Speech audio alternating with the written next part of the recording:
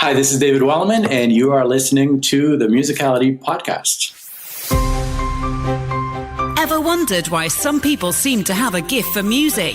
Have you ever wished that you could play by ear, sing in tune, improvise and jam? You're in the right place. Time to turn those wishes into reality. Welcome to the Musicality Podcast with your host, Christopher Sutton. Hi, this is Christopher, founder of Musical You, and welcome to the Musicality Podcast. In this episode, I'm speaking with David Walliman, who has one of the most popular guitar channels on YouTube, with over 100,000 subscribers there. As always, when I'm interviewing an expert in a particular instrument, I would recommend staying tuned even if you don't play guitar, because very little of what we cover is actually instrument specific.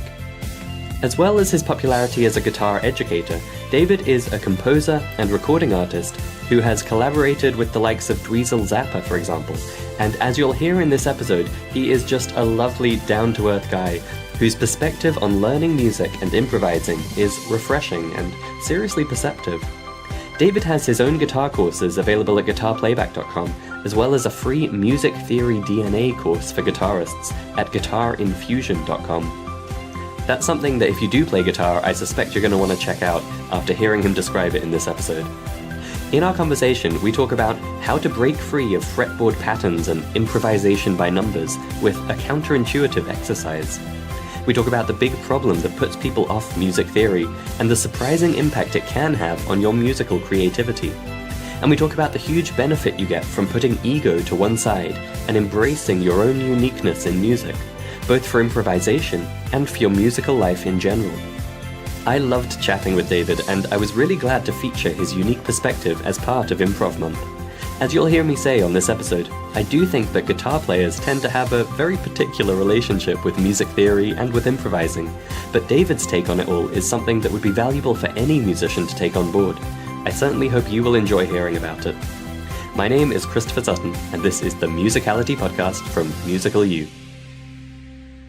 Welcome to the show, David. Thank you for joining us today. Thank you so much for having me. So I've been diving deep into your YouTube channel lately, and I feel like I've got to know quite a bit about David Walliman today. But for the listener and for myself, can you explain where David Walliman came from? How did you first get started in music, and how did you become the musician and music educator you are today? That's a great loaded question. No pressure. I think it's like most musicians, it's always been there. Always loved music, always wanted to be a musician. And in some ways, I think I've always been a musician. Obviously, it's a journey, right? I was not born with the knowledge that I have today. And in the same way, in 10 years, I hopefully won't have the knowledge I have today. So it's always a journey. But I just remember growing up, always being fascinated with harmony and harmonizing things like kids' songs and things like that, and wanted to understand how it worked. And but I think it really started with just a love and appreciation for sounds and music and that kind of thing. That's interesting. And was guitar your first instrument? Were you a guitarist from day one?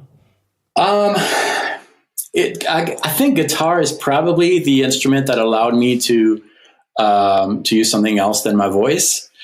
But I wouldn't say that I had this absolute fascination with guitar prior to getting into guitar. I started with guitar because my mom had a classical guitar, and I started playing a little bit with it. But the love for the instrument probably came after. I mean, I enjoyed it, but the passion for the guitar came after starting guitar for me. And you said something really interesting in passing there, which was that you had a love for the musical sounds, for the sounds of music. It sounds like you were really an ear-led musician when you were first learning. Is that right? Yeah, that's exactly right.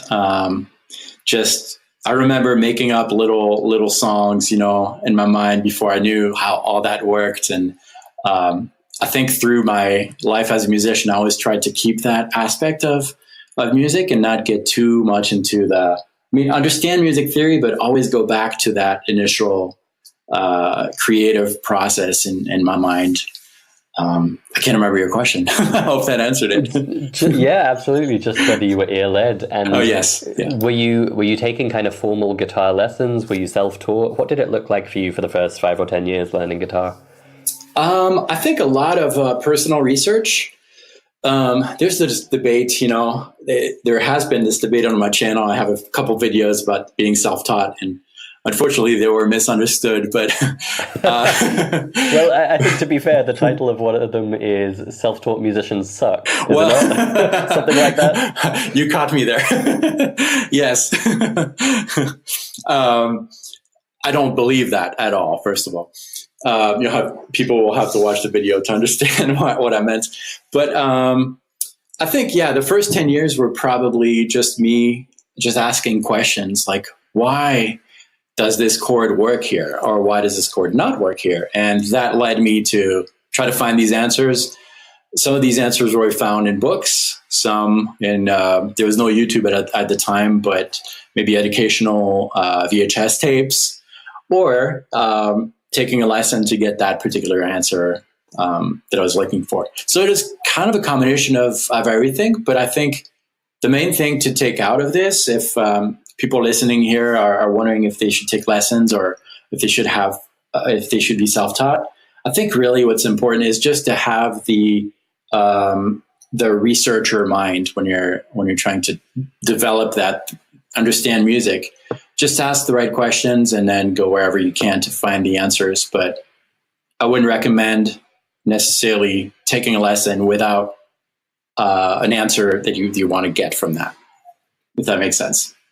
That's a really great tip, I think, for someone who is kind of finding their own way and trying to judge when to go seek an expert versus trying to figure it out themselves. Mm-hmm. So was it just a straight line path to success from there? Were you always destined for a career in music and music education, or how did it go once you kind of got into the swing of learning guitar? Well, first of all, your question means that it kind of hints that I have achieved success. I don't know that that's the case. Well, I think you're a very modest man. I think with 100,000 YouTube subscribers and a successful composing career as well, a lot of people would say that's success in music. I guess it's all relative, but to answer your question, I think in the grand, with the grand picture, it always moved towards something better. And even if, at some times I was definitely discouraged, those times taught me things that helped me down the road and understand even more, why something works. So, it didn't happen like from one day to the other. It just, and still, again, I don't feel that I'm there, but it's the journey, right? That counts. And it's really a fun journey, I think. And was it guided with the kind of research mind you mentioned a moment ago? Was it all kind of exploration and trying to find answers for the questions that jumped out at you? Yeah, exactly. Trying to find why is this thing that I'm facing a frustrating thing, or why am I stuck? Or I think this applies to not just music, but anything in life. You have a problem, you're facing something difficult, just asking yourself like all the questions that you can. And those could be, what led me here? Or how did I get out of this? Or is this really a bad situation? Maybe there's something good in there. And musically that looked like, an example is there was this song, I can't remember the title, but I kept hearing it on the radio, very popular song. There's probably a French song too. I'm born and raised in France. And I love that song. I didn't understand why. So that triggered one of those mini quests, as the big adventure of understanding music is. And so I had to ask myself, why do I love this song? It's not particularly the style I'm into.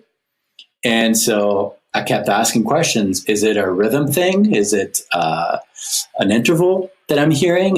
What is it? And that led me down a path. I think it was a scale. I can't remember. Maybe it was the first time I heard the Lydian scale or the Lydian mode.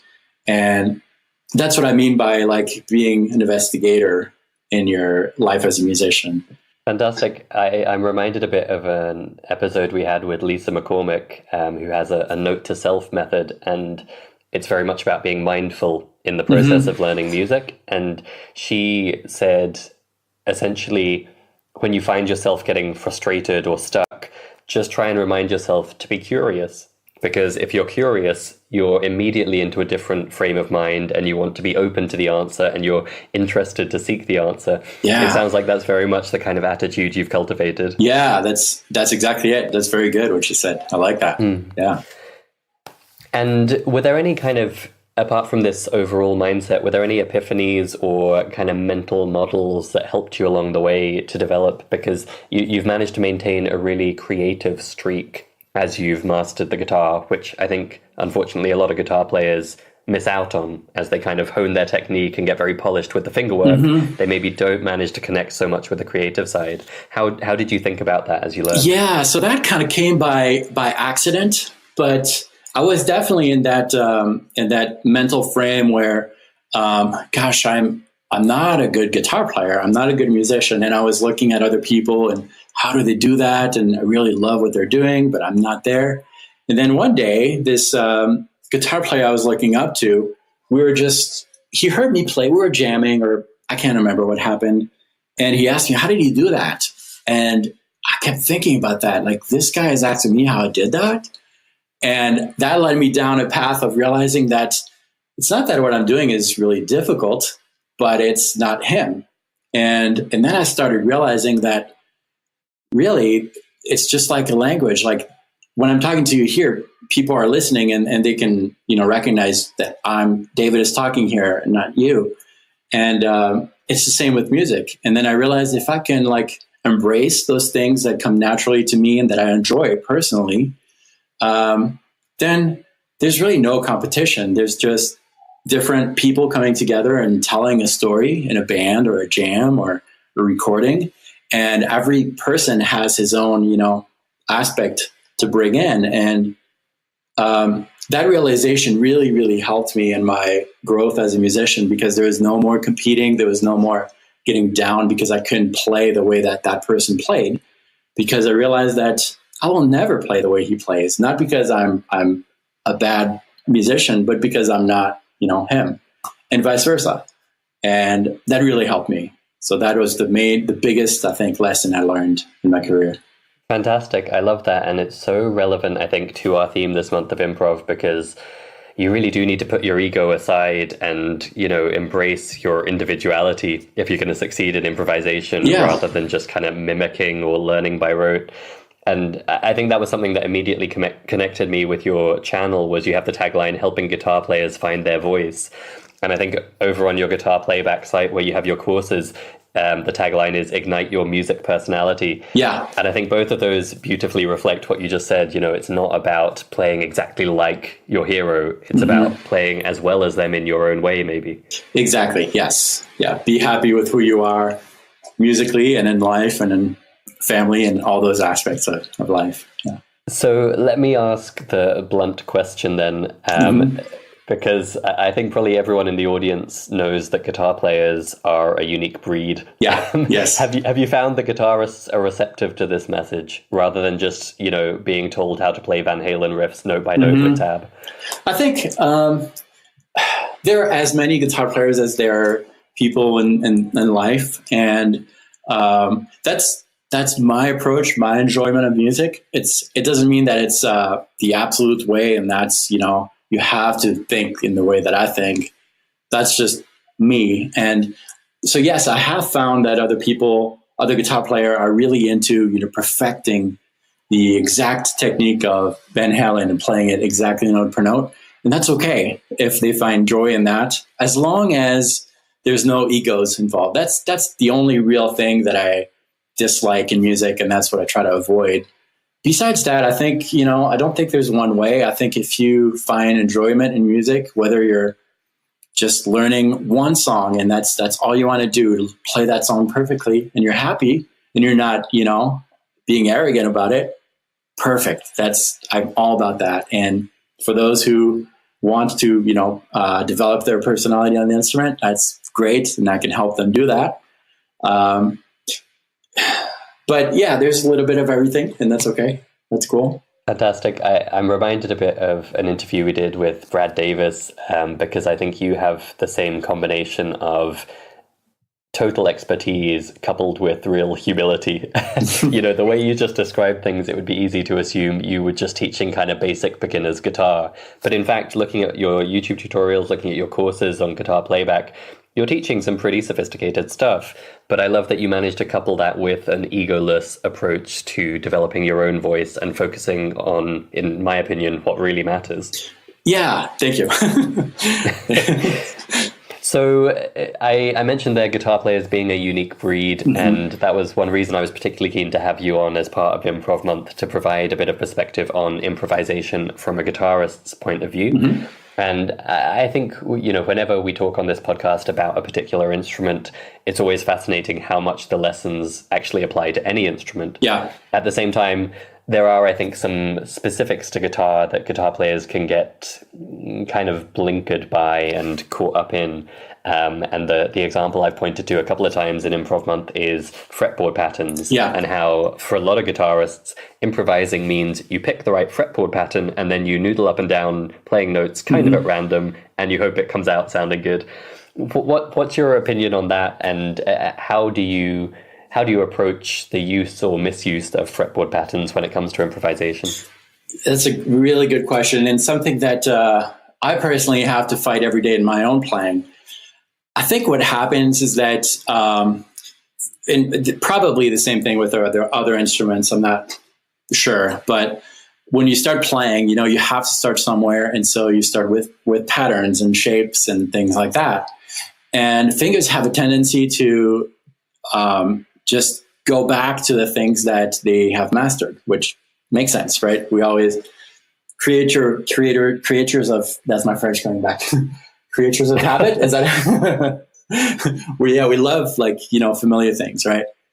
And I think a lot of guitar players tend to let their fingers do the playing, which, who else would be doing the playing? It makes sense, but there's more to it. If you let your fingers doing the playing, they're always going to rely on the things that they're comfortable in. Most of the time, it's that first position of the minor pentatonic scale. And it's a great scale because most notes will work in a lot of different contexts. But for it to improvise over, this piece using that minor pentatonic scale, and then I do another improv, quote unquote improv, on another piece, and then isolate those solos, most of the time it's going to sound the same. And I think the biggest thing that has helped me, and I'm trying to convey that to my students, is to actually break that cycle. And the only way I know how to do that is to literally and physically put the guitar down, not in your hands, because if you do, you're holding it a certain way and you're starting to think like a guitar player, and your fingers are going to automatically almost take control of the thought process because you're going to start, doing some things virtually with your fingers. Put your guitar down and just listen, whether you can listen to a backing track or a song or nothing, silence, and just listen inside and make up something in your mind. Very simple. Da, da, da, da, da, da. For example, very, very basic.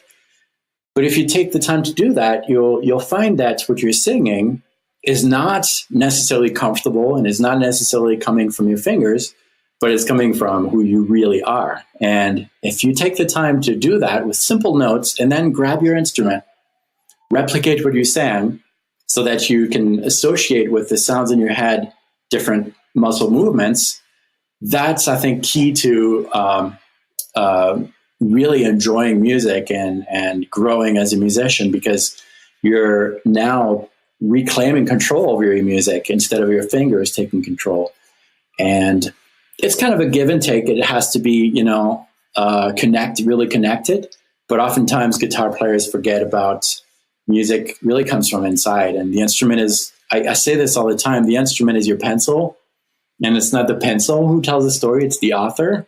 So learn how to use your guitar, your pencil, your instrument, but learn how to use it to really tell your story, what's inside of you.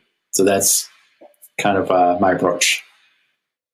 I love that. That's a really great attitude to take to it. And I love that metaphor too. What does that look like in practical terms? If I come to you, say, as a 40-year-old hobbyist guitar player, I know my minor pentatonic, I've been going to local blues jams and doing little solos in the section. How do I get a couple of steps closer to that idea of expressing my own story? Yeah. I really think that it's really as simple as literally, like I said, like putting your guitar down and just singing and listening and replicating that. And I've had a lot of students, I tell that to most of my students, and yeah, okay, I get it, but they never actually do it because they do it halfway. Like they listen to the backing track, da da da da, but they have their guitar in their hand. That's an important part not to have it, because automatically the way you sit, the posture, all that kind of like triggers this mental thing where I'm a guitar player, whereas you're not. You're a person who speaks musically, and with no guitar in your hand, you'll start finding things. It really does work. So that's what I would tell them. It's very, very simple. You have to do it. Very cool. And I think that was something I picked up in one of your videos about why you shouldn't learn scales, you should learn chords instead. You were talking about the instrument being a tool for expressing your musical ideas, not, the music itself. Yeah.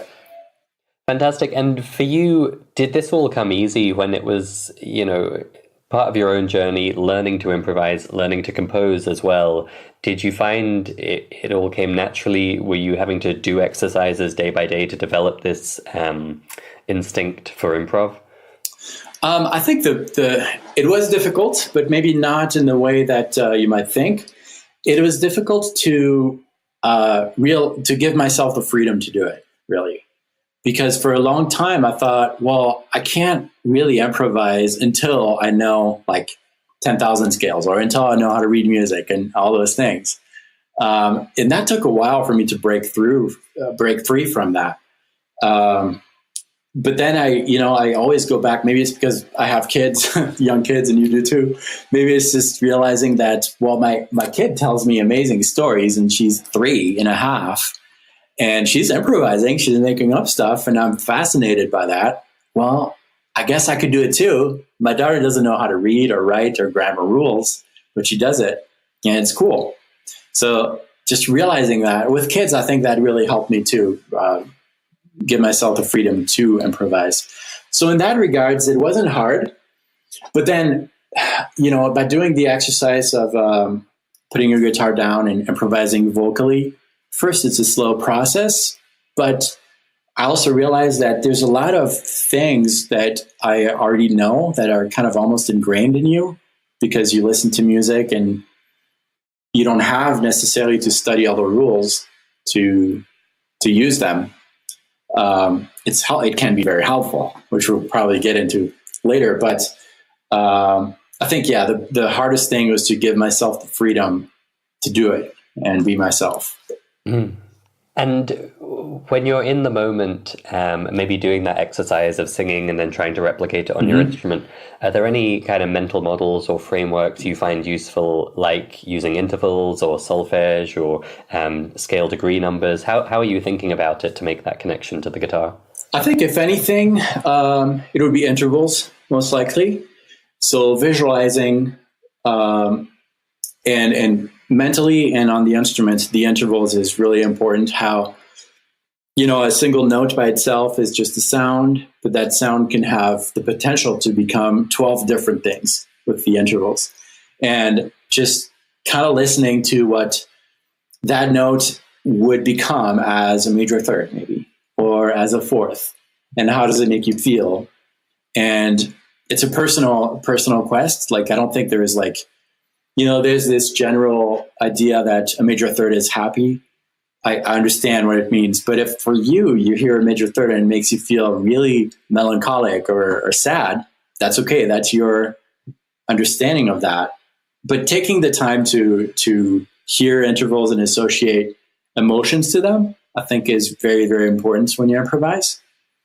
So yes, intervals would be my, understand applicable way of improvising on the instrument, I think. Gotcha. Great. I think that's it's a more popular approach with guitarists and bassists than a lot of other instruments. I think just because there is that obvious visual equivalency on the fretboard. You know, you can understand, okay, if I want to play a perfect fourth, this is what my fingers should be doing. Yeah. And that definitely, I think, makes things a step easier. Fantastic. And so I don't want to keep belaboring the point, but guitarists are a unique animal. And one other area where I think they get a bad rap is the area of music theory, where a lot of guitarists go a really long way without learning any theory, maybe not even learning traditional music notation, because you can go with tab. What's your given that you're such a creative and expressive musician, what's your perspective on the usefulness of theory and how much is worth learning? I think it's extremely useful because it will help you have more choices and more, even more expression in your music. It's some players who never had music theory are very expressive, but because they don't understand music theory, they tend to think that if you understand what you're playing, that's going to take away from your feeling of playing. And I was there too. Like, I remember when I was in my early 20s, I took a music theory course. That was the first one I ever took. And I was one of those guys because I could express myself in some ways on the instrument. And I thought that understanding what I was going to play would take away from that magic feeling. And I went to the music theory teacher and I told him after the first lesson, with respect, but I don't know that this is for me because I don't want this to happen. And he was awesome. He told me that he understood, but it wasn't going to take away from the magic. It was actually going to enhance the magic that I would get. You know, sometimes I'd hear a solo and this one note came and I was like, yes, that's awesome. I don't want to understand it because it's going to demystify it and take away. And it's not true. Like, it's going to broaden your appreciation. So that's the first thing I would say. And I think the main thing with guitar players and maybe other musicians with music theory is the vocabulary around music theory. Just the modes themselves, Ionian, Dorian, Phrygian, those are like complicated words, right?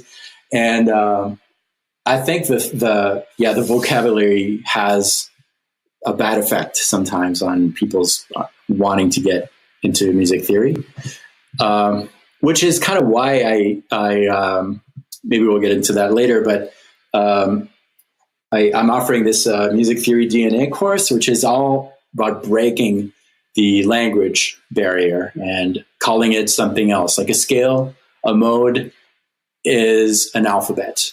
And the story around it that I made up is that there's this imaginative world which doesn't exist, and there's multiple countries. And if you want to visit this country, which is called the Dorian country, and communicate with those people, all you need to do is learn their alphabet. And the cool thing is it just has 7 letters in there. And then you make up your words. It doesn't matter with those 7 letters, and people will understand you. And so modes and scales are just alphabets that allow you to visit different countries. And it's a passport to the more alphabets you know, the more countries you can visit. So the analogy is like the more modes you learn, the more scales you learn, the more theory concepts you learn, the more people you can talk to, the more places you can visit musically, the more genres you can get into. I think, sorry, it's kind of long-winded, but vocabulary is to blame a lot of times. Yeah, I think that's a great answer, and I like that with your music DNA course or music theory DNA, you are breaking down that barrier, because I think there's a huge intimidation factor from the terminology, and often the concepts, particularly if you explain them in the context of the instrument, aren't that complex, right? Right, yeah. They're not that difficult. Once they click in your head, they're super easy. But when you put all of this labeling and abstract frameworks around it, it can quickly get very overwhelming. Yeah, it can. Absolutely. So tell me more about the Music Theory DNA course. Apart from explaining modes and having this nice metaphor of alphabets and different countries to visit and play in, what's in that course? What do you tackle and what do you help with? So mostly I set down the foundation. So it's very influenced with, it's all based around intervals and how to visualize them, not necessarily on the instrument. That's kind of the easy part.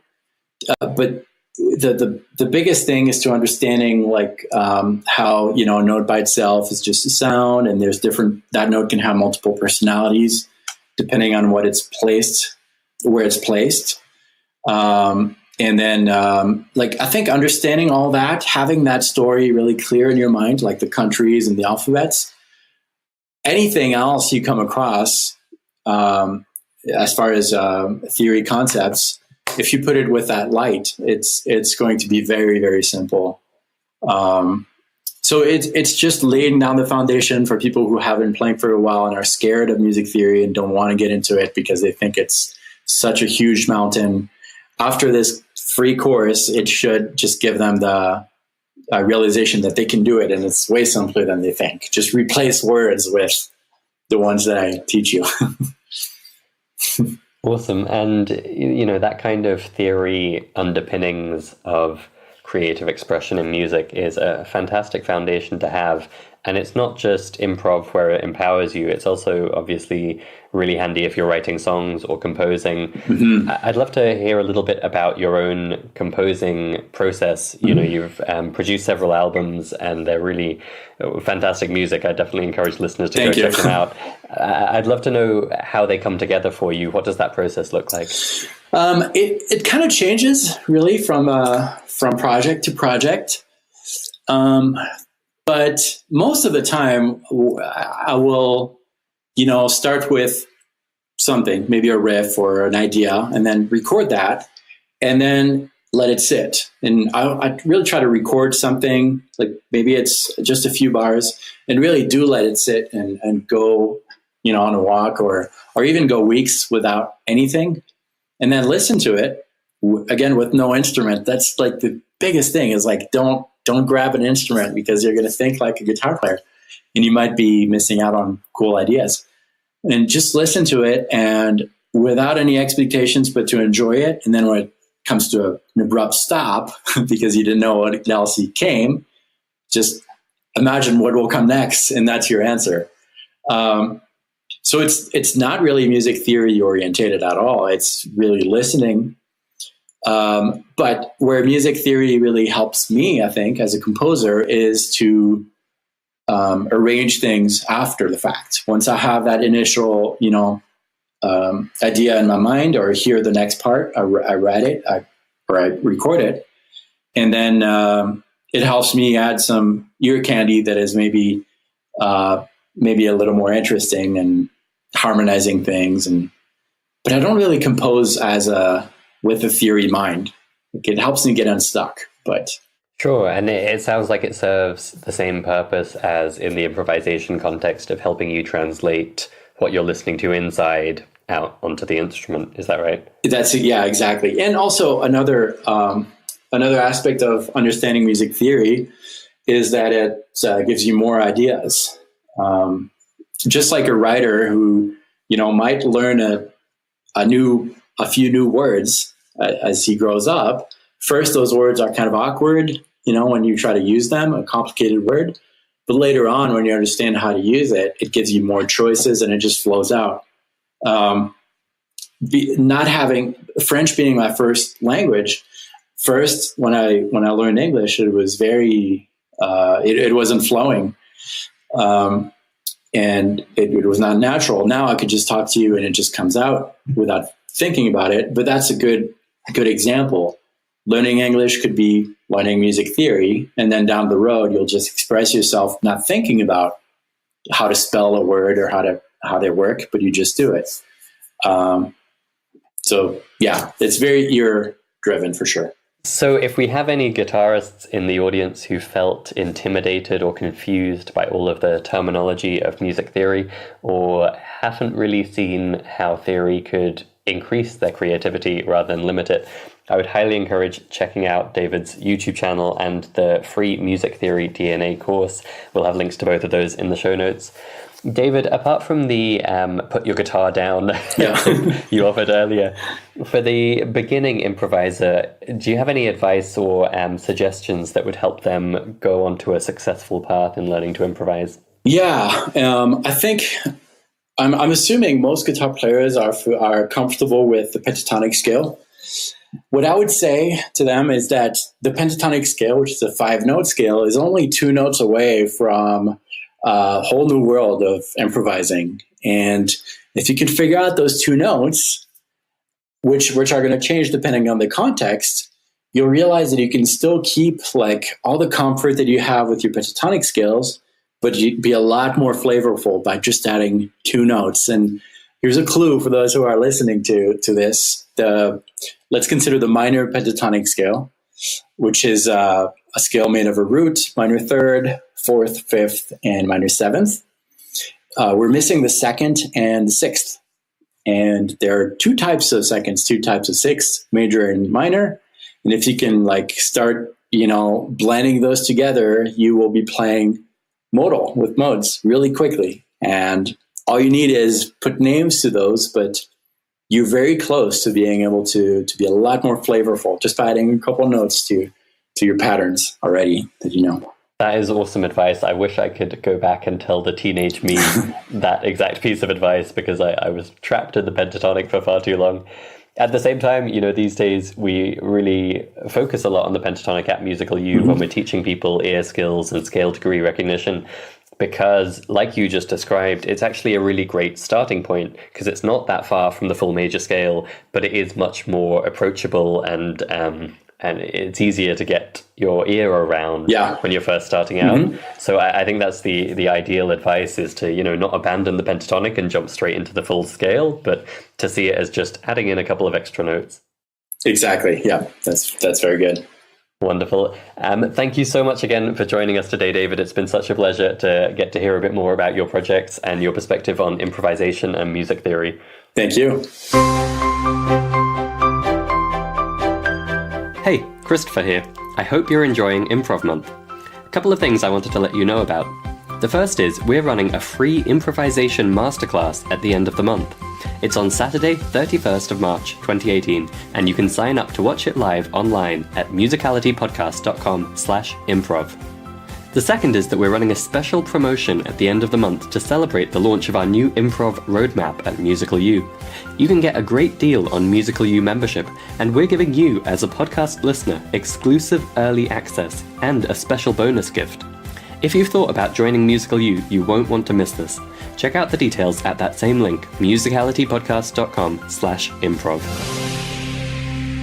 So, as was probably clear in this conversation, I am a real fan of David's. I think his approach to teaching guitar is really remarkable, and I love how he puts creativity and egoless self-expression at the heart of it.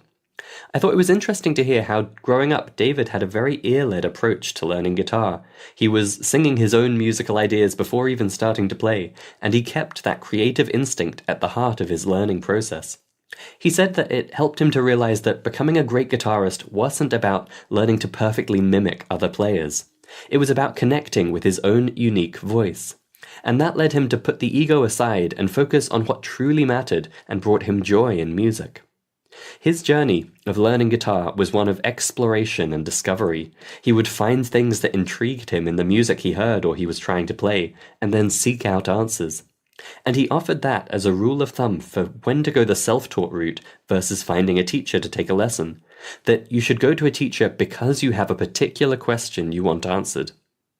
I asked David about how to escape from the purely pattern-based approach to improvisation that is common across instruments but particularly prevalent with guitarists due to the visual and systematic nature of the fretboard. I loved his advice. Put the guitar down. He recommends connecting directly with your musical imagination and your own unique voice independent of the instrument, and then spending time figuring out how to play what you wanted to play. I think that is a terrific exercise for any musician to add into their practice. Of course, there are mental models and ear training that can help shortcut that process of translating what you imagined onto your instrument, and for David, It's thinking in terms of intervals and getting to know the characteristic sound of different intervals that he found helpful. Another area that can be intimidating and is often avoided by musicians, including guitarists, is music theory. And given David's background as an ear-led musician, it would be easy to assume he had just left the theory aside. But in fact, a wise college professor explained to him how, rather than limiting your creativity, understanding theory can expand the options available to you in music. David pointed out that a big part of the problem with music theory is simply the terminology. The strange jargon, like the names of the modes, can put musicians off, even though the underlying concepts aren't really that complicated. So he's created a free music theory DNA course for guitarists, which teaches the essential theory without all the baggage of that terminology. You can check that out at guitarinfusion.com, and we'll have a link to that and everything else in the show notes at musicalitypodcast.com. David has written and recorded some terrific music, and so I was keen to also find out about his creative process in that world. I thought it was interesting to hear how closely it paralleled his attitude to improvisation. You don't use music theory or your instrument as a starting point. Instead, it's about first having your own musical idea, and then using theory and your instrument only to translate that into the real world or to embellish the arrangement. I hope you enjoyed hearing David's story and his advice in this episode, and that it gives you some more freedom in how you approach improvisation. And if you do play guitar, then definitely check out all of David's projects we'll have linked up in the show notes. Or if you don't play guitar, then definitely at least go and check out his music. One big difference between improvising and composing is that a composition typically has a structure to it, whereas improvisation doesn't. Or does it? We'll be looking at that question in our next episode on improvising with structure. Thank you for listening to the Musicality Podcast. This episode has ended, but your musical journey continues. Head over to musicalitypodcast.com, where you will find the links and resources mentioned in this episode, as well as bonus content exclusive for podcast listeners. That's Musicality